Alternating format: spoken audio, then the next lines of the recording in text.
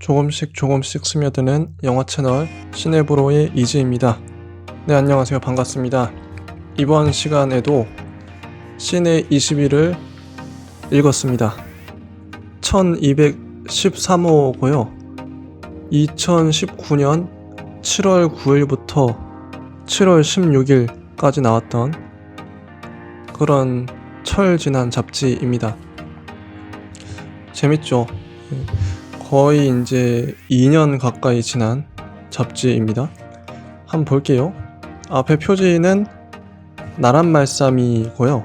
뒤에도 이렇게 포스터가 나오네요. 송광호, 박해일, 전미선 배우님이 나왔던, 이거 재밌어요. 잘 만든 영화입니다. 쭉쭉 넘겨서 제가 밑줄 친 문장 위주로 나누도록 하겠습니다. 10쪽에 보면 에디토리얼이라 그래서 주성철 편집장님이 들어가는 말로 써놓은 글이 있습니다. 한쪽 분량이죠. 제목은 부천에서 만난 가메라와 김혜수 그리고 토이스토리와 함께입니다. 이때 당시에 부천 국제 판타스틱 영화제가 열렸죠. 저도 다녀왔었습니다. 제23회 부천 국제 판타스틱 영화제가 드디어 막을 내렸다. 아마도 가장 기대를 모았던 특별전 중 하나는 가메라 3부작의 가네코 슈스케 감독이었을 것이다. 인터뷰를 진행한 송경원 기자의 말 맞다나 왠지 한번 왔을 것 같은 그의 부천 방문은 이번이 처음이었다. 가메라 3부작은 뭐냐면 고질라 아시죠? 고지라 같은 괴수입니다. 괴수물인데 카메라가 거북이처럼 생겼나? 아마 그럴 거예요. 저도 이걸 봤어요. 3부작을. 당시에 부천에서 3부작을 연달아 봤죠.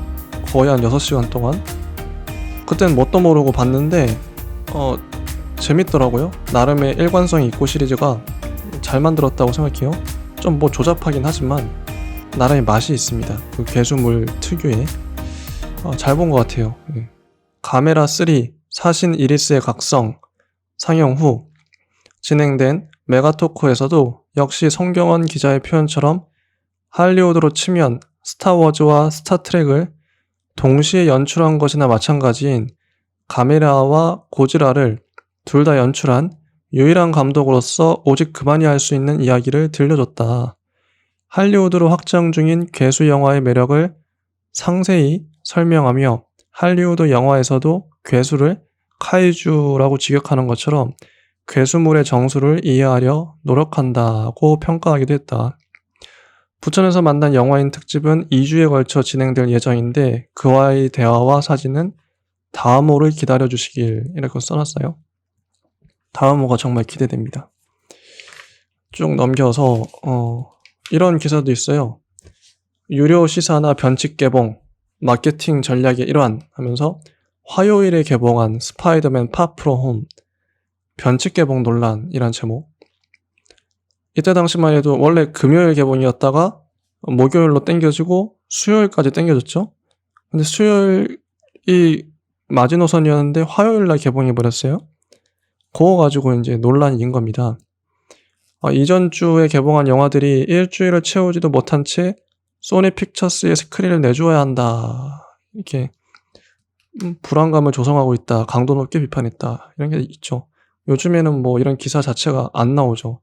사람들이 영화를 잘 안 보러 가니까 참 안타깝습니다. 이런 때가 있었다는 거. 그리고 14쪽에 보면 신입 회원 임명, 아카데미 후보 선정에 영향 끼칠까? 2019년 아카데미 신입 회원 명단을 공개했어요. 아카데미는 새롭게 선정한 회원 비율이 여성 50%, 유색인종 29%에 달한다고 밝혔다. 국적만 59개국에 걸쳐 있을 만큼 다양한 국가와 인종의 회원을 영입한 것. 이렇게 나옵니다. 한편 한국 영화인도 아카데미에 합류했다. 홍영숙, 임순례 감독, 연애놀이의 정유미 감독, 홍경표 촬영 감독을 비롯해 김현, 김재범, 김상범 편집 감독 등이 임명됐다. 2019년 기준이에요.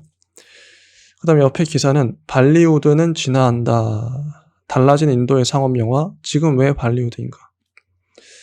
외화의 경우 어벤져스 엔드게임 외에 캡틴 마블과 알라딘 정도가 그나마 버텼을 뿐 인도에선 여전히 자국 영화가 강세다. 깊이와 다양성을 더하며 진화를 꾀하는 인도의 상업 영화는 할리우드를 닮아가고 있다. 그 과정에서 할리우드가 아닌 발리우드를 봐야 할 이유는 무엇인지 반문하게 된다. 저도 반문하게 되네요. 왜 굳이 발리우드를 봐야 되는가? 할리우드를 따라간다면.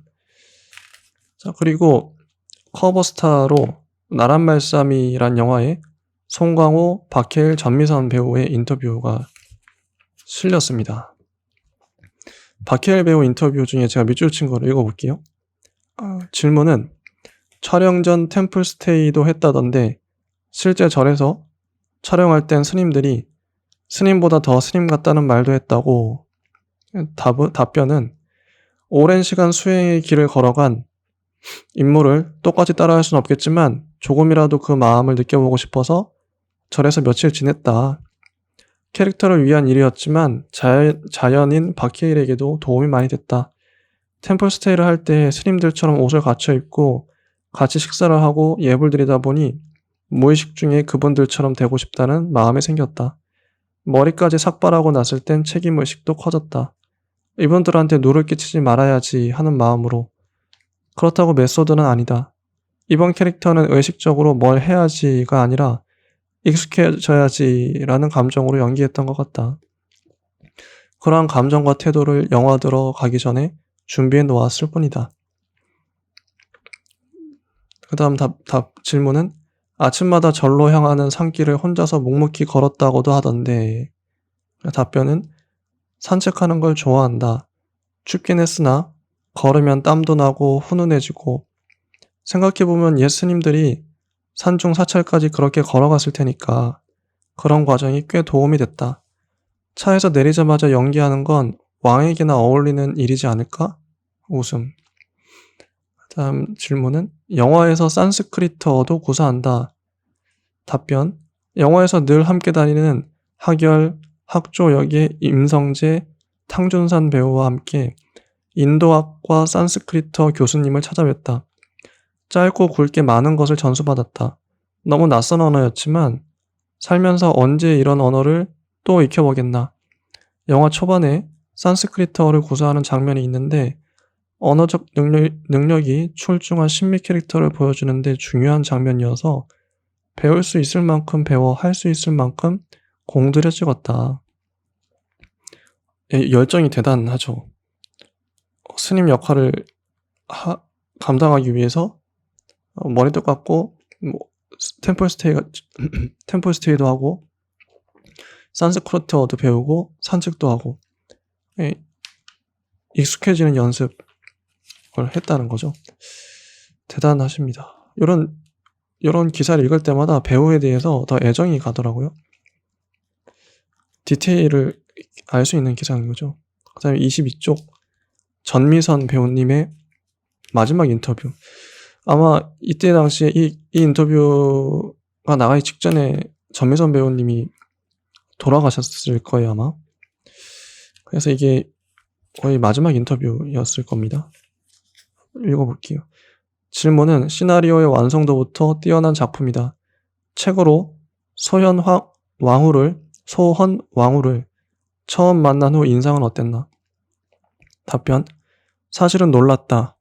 내가 평상시에 하고 싶었던 말, 내뱉고 싶었으나 하지 못했던 말들을 소헌 왕후가 대신 해주더라. 그리고 그의 성품을 담고 싶었다. 한국 정서상, 특히 내 세대에서는 여성으로서 큰 소리를 내고 살기가 어려운 측면이 있었다. 남자들과는 가끔 대화도 잘 안 통하는 것 같고 어떻게 하면 이 마음을 정확하면서도 지혜롭게 잘 표현할 수 있을까? 살면서 자주 답답한 지점이었다. 그런데 나란말싸미의 소헌 왕후는 남편을 비롯해 다른 주변 사람들에게 상처를 주지 않으면서도 꼭 필요하고 맞는 말만 한다. 자, 그 다음 질문은 소헌 왕후는 세종만큼 강단 있고 행동력에 뛰어난 인물이다. 답변은 실제 현실에서 여성들이 고민하는 부분을 시대국 속의 여성이 시원하게 말해줄 때 쾌감이 좋았다. 사실은 많은 여성들이 눈에 보이지 않는 내조자로 살아가면서 마음고생을 많이 하고 계실 거다. 소원왕후를 떠올리는 내 마음은 반반으로 나뉘었는데 우선 얼마나 힘들고 고통스러웠을까 싶어서 안타까웠다. 친정이 역적으로 몰리는 상황을 감내하고도 중전 자리를 지키며 어떻게 그 경지까지 갔을까 헤아리게 됐다. 마음의 다른 한켠에서는 그럼에도 불구하고 현명하게 할 말은 하는 소원왕후가 놀라웠고 현대를 사는 나도 배울 점이 많다고 느꼈다. 그녀가 자기 생각을 표현하게끔 만든 힘은 무엇이었을까? 내 마음속에 있는 어떤 욕망과 그분이 지키고자 했던 태도를 일맥상통시켜서 연기를 하면 잘 맞아떨어지지 않을까?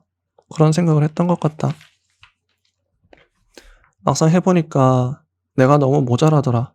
내 음성, 내 아우라, 내 깊이가 세종이나 신미대사보다 넓어야 그들을 아우르는 연기가 나올 텐데 그게 좀 부족하게 느껴졌다. 소원왕후라는 캐릭터의 연륜과 성품은 연기가 아니라 인간으로서 내가 더 공부하고 갈고 닦아야 잘 나올 수 있겠다는 생각이 들 정도였다. 그 다음 질문은 배우가 아닌 인간으로서 자기 모습을 자연스럽게 끌어다 쓴 지점을 꼽자면 답변은 시대와 맞물려 여성들이 가져야 했던 억울함을 이야기하고 싶었다. 그게 나와 닮은 지점이다. 살다 보면 이런저런 소소한 문제들이 커져서 덩어리가 된다. 그걸 잘 풀어내는 게 숙제인데 소원왕후와 나는 있는 자리가 다를 뿐 여성으로서는 비슷하다. 소원왕후가 없었다면 훈민정음 창제를 마무리 짓지 못했을 것이다 라는 감독님의 말씀이 지금도 기억난다. 자신 또한 어떤 여자의 남편이자 어떤 엄마의 아들로서 놓치고 살아온 부분을 소원왕후를 통해 재확인했다고도 하셨다. 자, 다음 질문은 제가 띄엄띄엄 읽고 있습니다. 지난해에는 세월호 참사의 기억을 다룬 옴니버스 영화 봄이 가도로 스크린을 찾았다.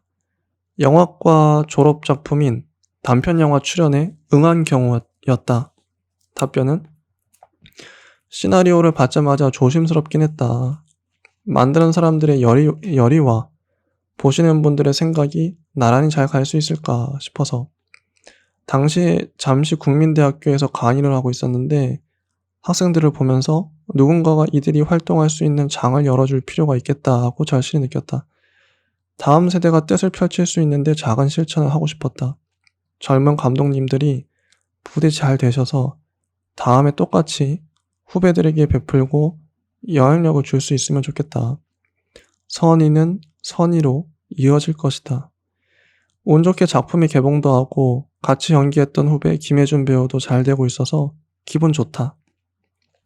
그 다음 질문은 1989년 고등학생 시절에 드라마 토지를 통해 데뷔했고 그동안 영화, 드라마, 연극을 가리지 않고 큰 기복 없이 성실히 일했다. 지방을 순회하는 장기 공연에 올해는 드라마 사이코메트리 그 녀석을 마쳤고 이제 곧 나란말싸미가 개봉한다. 30년의 배우 생활을 꾸준히 가꾼 지구력이 놀랍다. 답변: 연기를 쉬지 않고 해야 오히려 에너지가 생긴다. 안 하면 무기력해진다. 연기 실력 역시 하면 할수록 느는 측면이 있어서 스스로 자신감도 조금씩 얻었다. 영화, 드라마, 연극 모두 매체마다 특성이 다르니까 그것 자체가 주는 자극도 있고 특히 연극은 관객과 직접 소통하기 때문에 개인적으로 치유받는 부분이 많다. 영화는 내가 할 수 있는 연기를 최대치로 표현할 수 있는 시공간이 허락되어서 좋다. 드라마는 인간 전미선의 텐션이 부족할 때 내게 길을 막 불어넣어주는 역할을 해주는 것 같다. 지금까지 다행스럽게도 여러 작품이 한꺼번에 겹치지 않고 하나를 끝내면 또 자연스럽게 하나 시작하는 행운이 따랐다. 사실 가정사로 넘어가면 아이한테 조금 미안한 부분이기도 하다. 그래도 나 자신을 지탱하려면 연기가 꼭 필요하다. 이런 인터뷰였습니다. 뭔가 애잔하네요. 애잔했고, 그 다음 넘어가서 28쪽 김혜리의 영화의 일기란 제목. 김혜리 기자님이 쓰신 글인데 명문이에요. 읽어볼게요. 앞서 디즈니가 기존 장편 애니메이션을 실사로 리메이크하는 이유로 3가지를 짐작했다. 첫째, 지명도가 보장하는 흥행 수입. 둘째, CG 기술의 발전. 셋째, 시대에 뒤떨어진 차별적 표현의 업데이트를 꼽았다. 세 번째 근거와 관련해 알라딘이 힘주어 부각시킨 것은 공주 자스민의 변화다. 애니메이션에서 단지 원치 않은 결혼에 저항했던 자스민은 실사판에서는 왕이 되고자 한다. 벨리 댄서처럼 옷을 입는 일도 없고 강제로 악당 좌파에게 스킨십을 당하는 모욕도 겪지 않는다. 무엇보다 새로운 자스민은 결코 침묵당하지 않겠어 라는 가사의 신곡 스피치리스를 독창한다. 이 노래가 알라딘 오리지널 곡들과 이질적이라는 점은 이미 썼다. 하지만 그보다 마음에 걸리는 바는 극 중에서 스피치리스가 배치된 맥락이다. 자스민은 좌파의 명을 받은 병사들에게 끌려가다가 문득 주체성을 다짐하는 이 노래를 열창한다. 그러나 이 의미심장한 씬은 자스민의 상상이었던 것으로 밝혀지면서 거의 아무런 결과를 낳지 못하고 영화에서 고립된다. 결의에 찬 공주의 외침을 극중 현실에서는 아무도 듣지 못한 셈이다. 게다가 노래로 각성한 자스민이 취하는 행동은 장군 하킴의 충성심에 호소하는 것이 고작이라 스피치리스가 고조시킨 긴장을 흩어놓는다. 장군의 개심도 좌파에게 이렇다 할 타격을 주지 못하고 흐지부지된다. 자스민은 술탄의 옥자에 오르나 영화에서 왕권을 행사하는 유일한 케이스는 왕자가 아닌 남자와 결혼할 수 있도록 법을 개정하는 것 정도다. 결과적으로 자스민의 묘사는 진보했으나 그의 성장은 알라딘의 이야기 전체에 유의미한 영향을 끼치지 못한 채 덧붙여질 뿐이다. 그러고 보니 디즈니에는 4번째 동기도 있다. 그림 형제, 페로, 안데르센이 쓰거나 편집한 오래된 동화, 신데렐라, 잠자는 숲속의 미녀, 이상한 나라 앨리스, 인어공주 등의 원본은 독점할 수 없는 퍼블릭 도메인에 속한다. 고전은 어느 영화사나 각색할 수 있다. 문제는 대중의 뇌리에 새겨진 원본이 안데르센이나 그림 형제의 책이 아니라 디즈니의 만화 영화라는 점이다. 디즈니의 캐릭터 디자인, 의상, 배경, 덧붙인 조연과 에피소드, 배경은 지적 재산권에 속해 인용할 수 없다. 역으로 디즈니는 세월의 흐름에 따라 대중의 의식 안에서 누려온 고전의 점유권을 갱신할 필요가 있다. 애니메이션의 디자인과 음악을 복제한 실사 영화들은 오리지널과 배타적으로 동일시되는 디즈니 이미지의 유효기간을 연장해줄 터다. 생각하면 조금 무서운 노릇이다. 스타워즈 프랜차이즈와 마블 슈퍼히어로를 접수하고 폭소까지 흡수한 지금 디즈니는 현대의 설화를 독점 공급하는 공장이나 다름없다. 참 씁쓸하네요. 씁쓸하네요. 하지만 관객의 이익도 디즈니의 그것과 일치하란 법은 없다. 예술적 완성도 측면에서 존재의 이유를 입증하거나 참신한 해석으로 평가된 작품은 신데렐라, 피터와 드래곤, 말레피센트 정도다. 1990년대 디즈니 뮤지컬 애니메이션을 극장에서 관람한 세대로서 나는 거의 비슷하지만 비교 열의인 실사판을 최초의 알라딘으로, 최초의 덤보로 극장에서 만나는 어린 관객이 조금 불운하다고 생각한다. 더욱이 주먹왕 랄프 이래 겨울왕국, 빅히어로, 주토피아, 모아나 등 시대정신을 반영한 완성도 높은 오리지널 장편을 내놓은 디즈니 애니메이션 스튜디오의 크리에이티브를 돌아보면 더욱 아쉽다. 1억 달러 이상을 들여 과거 영화의 낡은 오류를 수정한 리메이크를 굳이 만드느니 동시대적 발상으로 새롭게 쓴 서사를 쌓아가는 편이 관객의 입장에서는 경제적이다. 디즈니의 텍스트를 비판적으로 분석하는 이들은 대부분 과거의 가부장적이고 인종주의적인 디즈니 고전을 사랑해 무수히 리플레이한 어린이들이었다.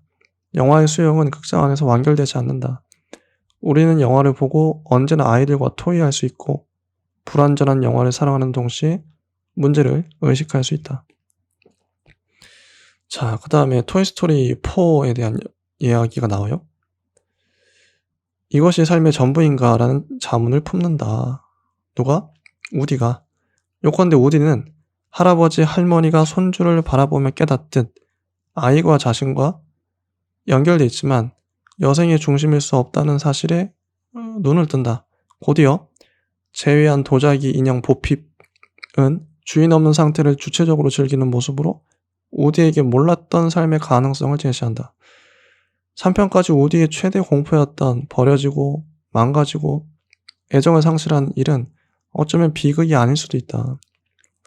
세상을 여행하며 어린이들을 기쁘게 하고 길 잃은 토이들을 돕는 프리랜서의 삶은 우디의 신념과 조화로울 것이다. 여기서 토이스토리 4는 출산이나 입양을 선택하지 않았지만 다음 세대의 책임감을 갖는 성인, 집 없는 아동 또는 동물들이 영구적 가정을 찾기까지 안식처를 제공하는 임시보호자들을 이야기 안으로 끌어들인다. 좋은 글이었어요. 항상 김혜리 기자님은 통찰력이 넘치는 아주 훌륭한 글을 쓰십니다. 제가 정말 존경하고 좋아하는 분이에요. 시네21은 그런 글 잘 쓰는 분들이 많이 있죠. 그 다음으로 본 것은 중간쯤에 나오는 영화 평점란입니다. 이때 당시 스파이더맨 파프로 홈이 개봉했네요. 13년의 공백이란 사이토 다쿠미의 작품도 있고요. 존윅 3도 있고 토이스토리 4도 있습니다. 자, 넘어가서 그 다음에 라이온킹 실사화 세트장에 다녀온 이야기를 올려내요. 기사로. 3D 프린터로 모형 촬영 장비를 제작한 이유는 실사 영화로 리메이크된 라이온킹 세트장에 다녀왔습니다. 라는 제목. 여기 줄칭 부분을 읽어볼게요. 애니메이션인가 실사인가? 이 영화는 애니메이션인가 실사 영화인가? 답은 둘 다 아니다. 모션 캡처도 애니메이션과 실사의 하이브리드도 아니다. 라이온킹은 가상현실 VR 세트에서 촬영되는 애니메이션이지만 존 파브로 감독이 애니메이션도 실사도 아닌 새로운 미디엄이라고 말한 것처럼 둘 중 어느 것이라고 정의하기는 쉽지 않다. 언캐니 밸리라는 것이 있었나 싶을 만큼 자연스러운 동물 캐릭터들의 움직임과 CG로 만들어진 거대한 자연을 보고 있으면 무에서 유를 창조한다는 게 이런 걸 두고 말하는 것 같다. 파브로 감독은 CG 애니메이션이 관객의 눈과 마음을 어디까지 설득할 수 있는지 2016년 정글북을 통해 시험한 바 있다.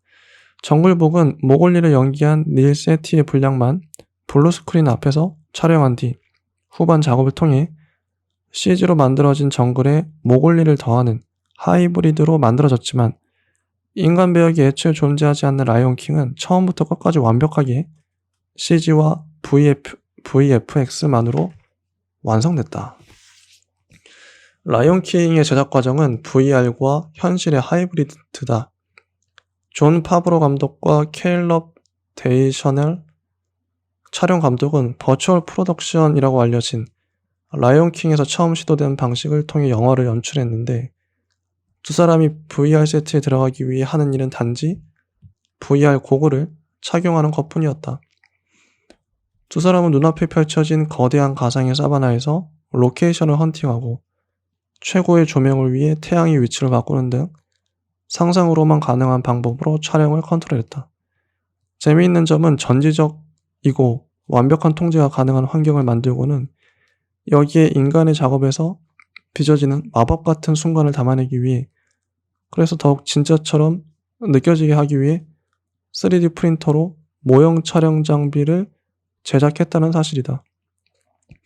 이 촬영 장비에는 센서가 장착됐고 고글을 쓴 데이셔널 촬영 감독이 모형 장비를 움직이면 VR 세트 안에 카메라가 센서를 따라 움직이도록 했다. VR 세트에서의 촬영은 라이온킹 제작이 시작됐을 때부터 가장 관심을 모았던 부분이다. 그런데 그게 도대체 무엇인지 누구도 제대로 이해할 수 없었다. 존 파브로 감독이 한마디로 멀티플레이어 버추얼 리얼리티 필름 메이킹 게임이라고 정리한 것처럼 여러 명의 플레이어가 힘을 모아 영화를 만드는 목표를 달성하는 비디오 게임이라고 상상하면 이해하기 쉽겠다. 장비, 조명, 로케이션 등 촬영에 필요한 모든 것이 VR 세트 안에 가상으로 존재하며 애니메이터들은 게임 캐릭터를 조정하듯이 캐릭터를 연기하는 방식으로 라이언 킹을 촬영했다. 라이언 킹이 기존에 만들어진 CG가 많이 사용된 영화나 애니메이션과 가장 다른 점은 실사 영화 촬영장처럼 거의 모든 과정이 동시에 진행됐다는 점이다. 애니메이터들이 캐릭터를 연기하면 목소리 연기자들이 미리 녹음해둔 대사가 프로그램을 통해 입혀져 동시 녹음처럼 촬영됐고 후반 작업은 그래픽과 시각 효과에 집중했다.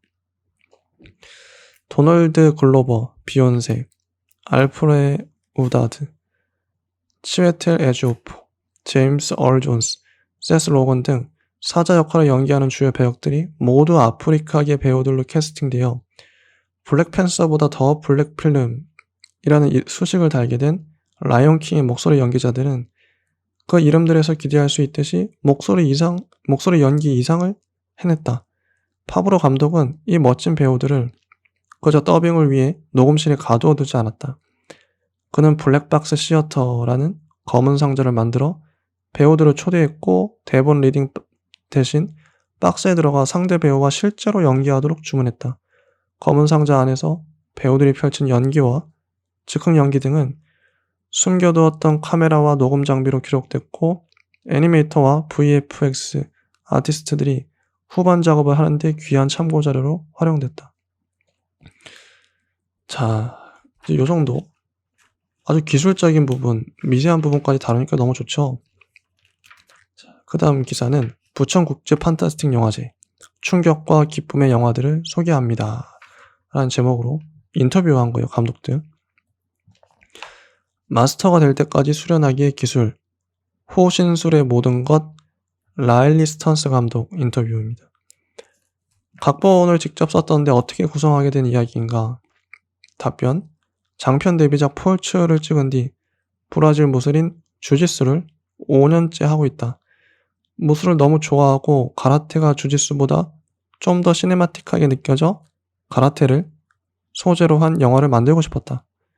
생각을 전복시키는 이야기를 좋아하는데 가라테를 활용해 젠더, 정체성, 혐오 등을 얘기할 수 있겠다 싶었다. 가라테는 언제 어떻게 알게 됐나? 답변, 부모님의 권유로 5살 때 배워서 노란띠를 땄다. 태권도, 유도도 유명하지만 가라테는 미국인들 모두 아는 무술이다. 주짓수를 배운 건 케이시처럼 자신을 보호하기 위함인가? 답변, 사랑하는 사람이 위기를 겪으면 나와 상대방을 보호할 수 있어야 한다고 생각해 시작했다. 3년 전부터 단순한 운동이 아닌 주 5일 하루 2시간 이상 훈련해왔다. 지난해 LA에서 열린 주짓수 대회에 출전해 은메달도 땄다. 대단하시네요. 자, 그 다음 인터뷰는 이누가미의 결혼에 가타시마 이키 감독님. 관객의 도전 욕구를 자극하는 영화로 상영 전부터 화제를 모았다. 답변, 다른 영화의 2회차 상영을 잡아먹는 영화니까 4시간에 가까운 영화를 틀어준다는 것 자체가 감사한 일이다. 관객 반응은 일본과 비슷해서 재밌었다. 보고 나서 다들 소화불량에 걸린 표정으로 이게 뭐야? 라고 했다. 긴 상영 시간에 겁먹을 수 있는데 막상 보면 4시간이 모자라다 싶을 만큼 많은 이야기가 담겨있다. 답변, 방대하지만 한편으론 단순하다. 한마디로 정리하자면 사랑을 찾기 위한 기도다. 영화가 늦춰지는 과정에서 쌓이는 원망과 답답함을 다 토해내다 보니 4시간 정도의 분량이 나왔다. 여러 영화처럼 압축할 수도 있었겠지만 이런 영화도 한 편쯤 있으면 좋지 않을까 싶다. 세상을 향한 나의 의지라고나 할까? 자, 뭐 이런 인터뷰인데 저도 이거 이누가미의 결혼을 보고 싶었는데 못 봤죠. 예매를 못 해가지고 그때 당시 아마 매진됐을 것 같아요. 59쪽이 야수 안드레스 카이저 감독. 문명의 신부에는 수면 밑에 잠긴 무의식과 같은 것이 있다. 나는 그게 언젠가 우리를 덮쳐올까 두렵다. 언어학자들이 주장하길 인간이 언어를 못 배운 채로 몇 살 이상이 되면 영원히 말을 하지 못한다고 한다. 무섭지 않은가? 상상해보라. 만약 인류가 20년 정도 언어 기능을 상실한다면 몇천 년에 이르는 문명은 사상 누각처럼 무너질 것이다. 단순히 주장만은 아니다. 실제로 1800년대 프랑스에서 발견된 늑대 소년 빅토르는 평생 언어를 배웠지만 끝내 두세 마디밖에 구사할 수 없었다. 종교는 인류학으로 들어가는 입구다. 다음 작품도 종교를 인류학적으로 탐구하는 영화가 될 것이다. 자신의 비관론을 관객과 공유하기 위해 가능한 한 사실성을 확보하고 싶었다고 한다. 기성 배우를 고용하지 않았으며 일반적 연기 지도를 배제했다. 순수 영화란 설명되지 않는 감각과 충동을 표현하는 것이다. 문명 바깥의 것을 거두어 공포를 부르는 것. 그에겐 이것이 영화다. 좋은 인터뷰죠. 그 다음에는 60쪽에 주디와 펀치의 위험한 관계. 미라 폴커스 감독입니다. 펀치와 주디라는 제목에 오래된 영국 전통 인형극이 있다. 펀치는 분노 조절 장애가 있어 화가 나면 자신의 아내를 때리고 급기야 아기도 죽인다. 여성 혐오와 폭력성이 전면에 부각된 이 작품이 어떻게 어린이가 보는 인형극으로 명맥을 유지해왔는지 궁금했다. 영화는 이를 뒤집는 이야기를 하기 때문에 주디와 펀치의 위험한 관계로 제목을 바꿨다. 정말 바보 같은 생각을 가진 사람이 많은 이에게 영향을 끼치고 군중을 휘두를 수 있는 게 신기하고 두렵기도 하다. 그게 어떻게 가능한지 탐구하고 싶었다. 원래 폭력이 대중문화에 미치는 영향에 관심이 많다. 역사적으로 그 폭력은 여성을 향할 때가 많았기 때문이다.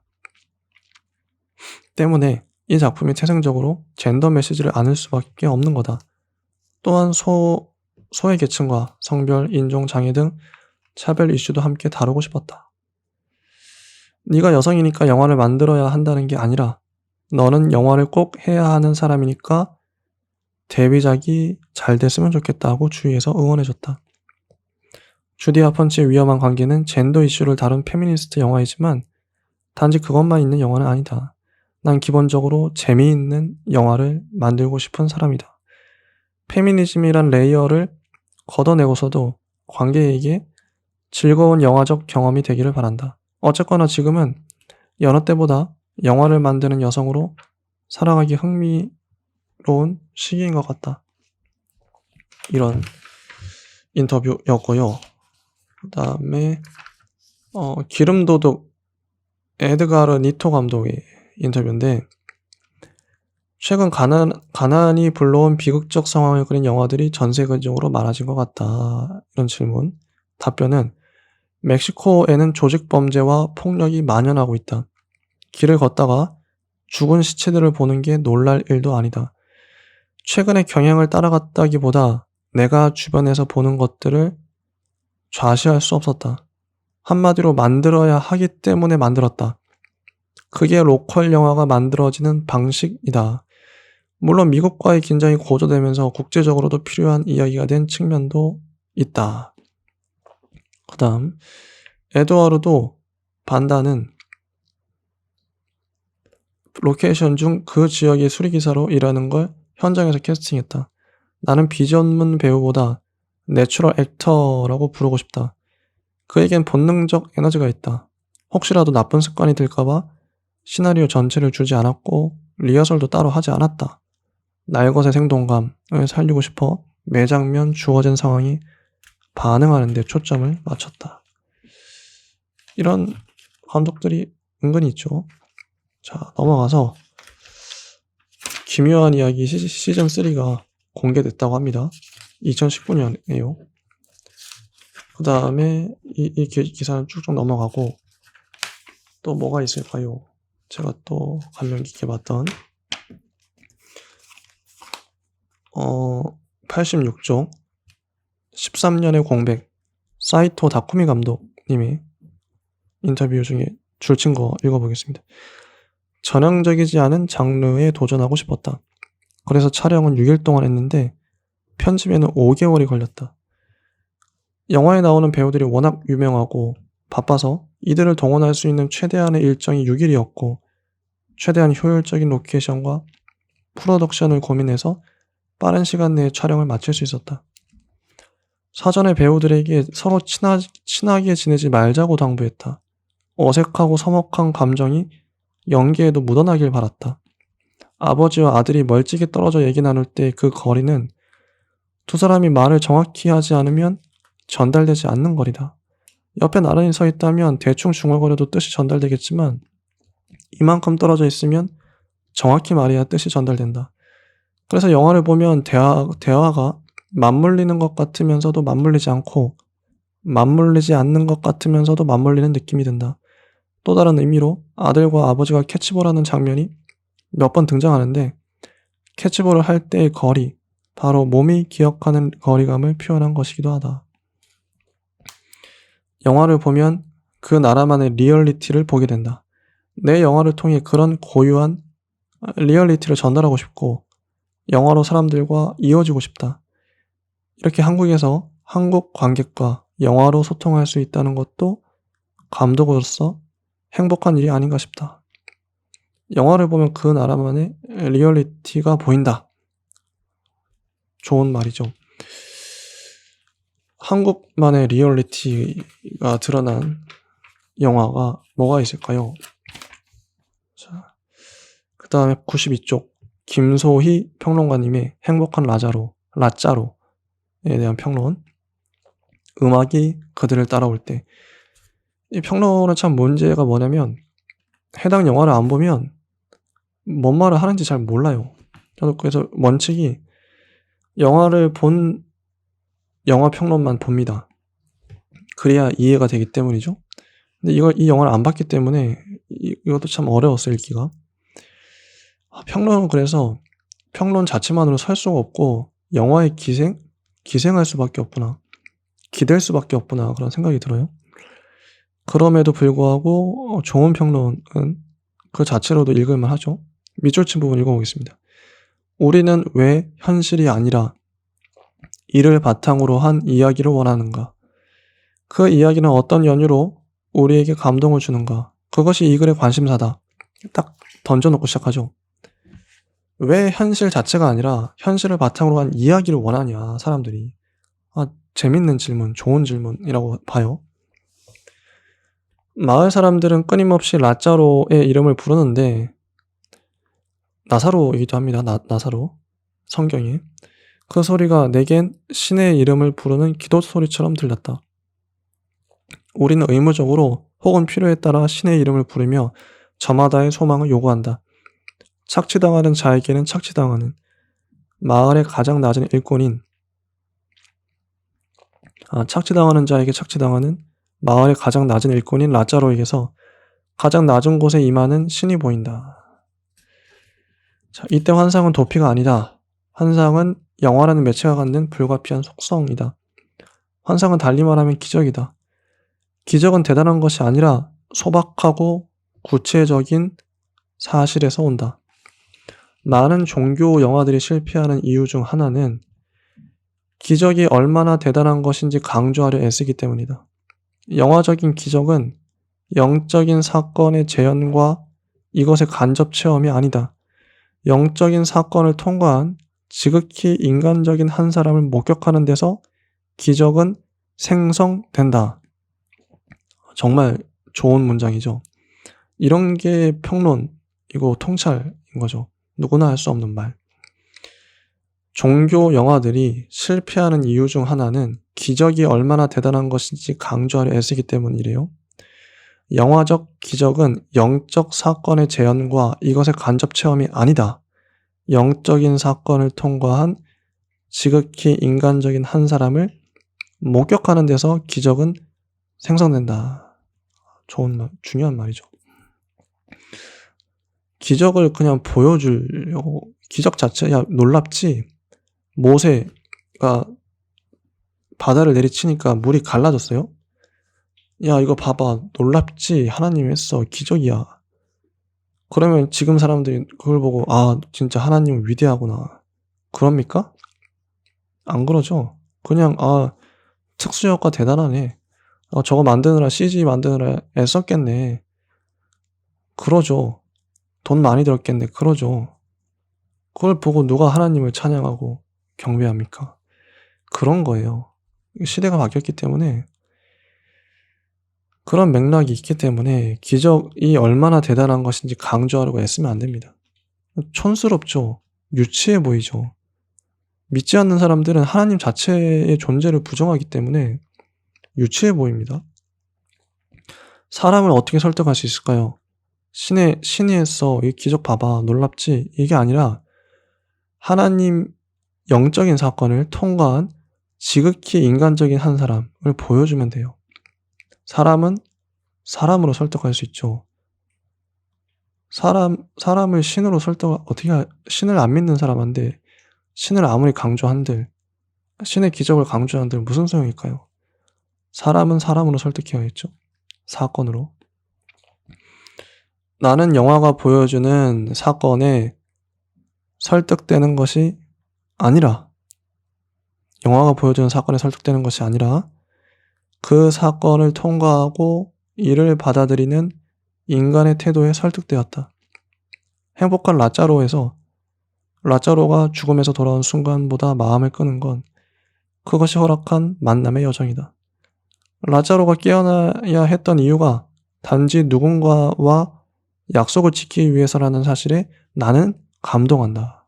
이런 거에 감동한다는 거죠. 이런 지점, 사람이 어떨 때 감동하는가. 그러니까 영화 감독은 이런 지점까지 다 꿰뚫고 있어야 된다는 거죠. 마지막 문단. 이 장면이 보여준 기적은 지극히 영화적이기에 마음을 끈다. 관객에게 이 장면이 기적인 이유는 단지 음악이 이들을 따라왔기 때문이 아니다. 우리가 그들과 함께 같은 음악을 들으며 그 고통스러운 시간을 견디게 되기 때문이다. 음악을 따라 허공을 쫓는 극중 인물들의 시선은 마치 영화 바깥의 존재를 혹은 우리를 알아챈 것만 같다. 그 닿을 수 없는 거리감이 서글프면서도 환희에 겹다. 나는 이들의 고단한 하루를 버려두지 않고 한 줄기 음악으로 위무하기로 결정한 영화의 선택에 위로를 받는다. 이것이 기적이 아니라면 달리 어떤 것이 기적일 수 있을까? 영화를 봐야겠네요. 그 다음 평론은 해피엔드라는 미하일 하네케 감독의 영화인데 이분도 대단한 분. 칸 국제영화제에서 황금 종려상을 2번이나 받았습니다. 이분의 평론이 있지만 이건 나중에 스포일러가 될 것 같아서 나중에 보기로 했고요. 그다음에 마지막 글입니다.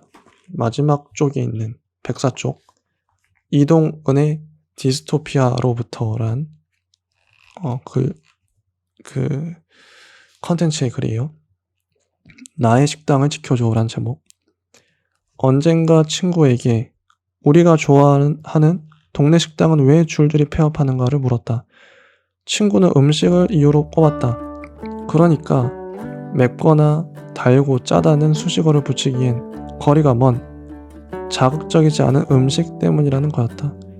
백종원은 한 방송 프로그램에서 이런 언급을 한 적이 있다. 싱거운 입맛을 가진 사람이 간이 센 음식을 먹었을 때는 단순히 음식이 짜거나 맵다고 말하지만 그렇지 않은 입맛을 가진 쪽에서는 간이 약한 음식에 대해서는 그 음식 자체가 그냥 맛이 없다고 여기고 식당을 외면한다는 것. 따라서 간을 더 센 쪽으로 맞추는 게 장사하는 입장에서는 더 이익이라는 얘기다. 어쩌면 영화와 같은 컨텐츠에서도 이런 논리를 적용할 수 있지 않을까. 자극을 추구하는 사람은 자극이 덜한 작품을 지루하고 재미가 없다고 평가하기 쉽고 그런 평가는 시장에서 상대적으로 더 치명적으로 작용한다. 그렇게 시류는 모든 사람의 입맛을 맞추긴 어려우니 맛에 대한 욕구가 강한 쪽, 즉 더 자극적인 기준의 방향으로 이동한다. 개인이 이 흐름을 돌파하거나 거스를 수 있을까? 가능한 것은 무엇일까? 다만 작고 여린 여러 흐름을 만들어내는 것 외에 뭐가 있을까? 그것은 또 얼마나 의미가 있을까? 큰 흐름에서 벗어나는 것 하나도 쉽지 않은 요즘이다. 좋은 중요한 통찰이죠. 인사이트가 좋죠. 자극적인 것만 식당에서 만들고 자극적인 영화를 만드는 이유에 대해서, 왜냐면 자극적인 걸 추구하는 사람들은 그런 밋밋한 거, 좀 간이 밍밍한 거를, 그런 음식을 먹거나 그런 영화를 보면 항의한다는 거예요. 좀 더 강하게, 좀 더 자극적으로 만들어야 재밌다. 그제야 재밌다. 액션 영화도 그렇고 뭐 야한 영화도 그렇고 좀 더 강한 액션, 좀 더 자극적인 야한 장면을 찾는다는 거예요, 사람들이. 이게 과연 좋은 걸까? 좀 밍밍한 영화가 없을까? 되게 중요한 문제 제기라고 봐요. 자, 여기까지 하고요. 다음 주에는 또 새로운 신의 21을 읽고 나누도록 하겠습니다. 재밌죠? 이런 거 아주 재밌습니다. 읽는 거 자체만으로도 유익하죠. 신의 21 많이 구독하세요. 구독해주세요. 좋은 잡지입니다. 영화를 사랑하신다면 구독해볼 만한 잡지예요. 네, 감사합니다.